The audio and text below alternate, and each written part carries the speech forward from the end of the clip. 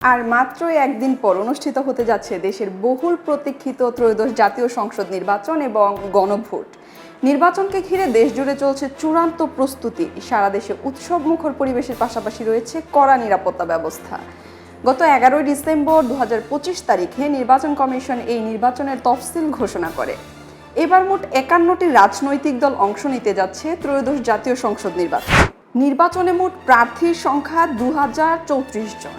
এর মধ্যে স্বতন্ত্র প্রার্থী হিসেবে লড়ছেন 275 জন। ফলে প্রতিটি আসনে দেখা যাচ্ছে জমজমাট প্রতিদ্বন্দ্বিতা। সারা দেশে মোট ভোট কেন্দ্র রয়েছে 42,779টি। এর মধ্যে ঝুঁকিপূর্ণ হিসেবে চিহ্নিত করা হয়েছে 8,770টি কেন্দ্র।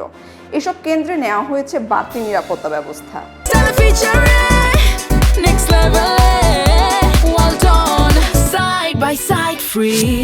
এবারে নির্বাচনে ভোটাধিকার প্রয়োগ করবেন মোট 12,77,11,793 জন ভোটার। এর মধ্যে তৃতীয় লিঙ্গের ভোটার রয়েছেন 1,232 জন, যা অন্তর্ভুক্তিমূলক গণতন্ত্রের এক গুরুত্বপূর্ণ দিক। ভোটার সংখ্যার দিক থেকে সবচেয়ে কম ভোটার রয়েছে ঝালকাঠি 1 আসনে, যেখানে মোট ভোটার 2,28,431 জন। আর সবচেয়ে বেশি ভোটার গাজীপুর 2 আসনে, যেখানে ভোটার সংখ্যা 8,04,333 জন।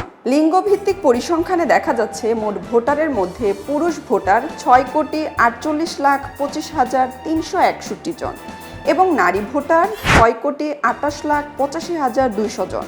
অর্থাৎ পুরুষ ভোটারের তুলনায় প্রায় 20 লাখের বেশি নারী ভোটার রয়েছেন, যা নির্বাচনে নারীদের সক্রিয় অংশগ্রহণে একটি বড় দৃষ্টান্ত। সব মিলিয়ে সংখ্যার হিসাবে যেমন বড়, তেমনি গুরুত্বের দিক থেকেও এই নির্বাচন অত্যন্ত তাৎপর্যপূর্ণ। এখন দেখার অপেক্ষা ভোটাররা কাকে বেছে নেন দেশের আগামী দিনের নেতৃত্বে। খবরের কাগজ, নিখাত, নির্ভীক, নিরপেক্ষ।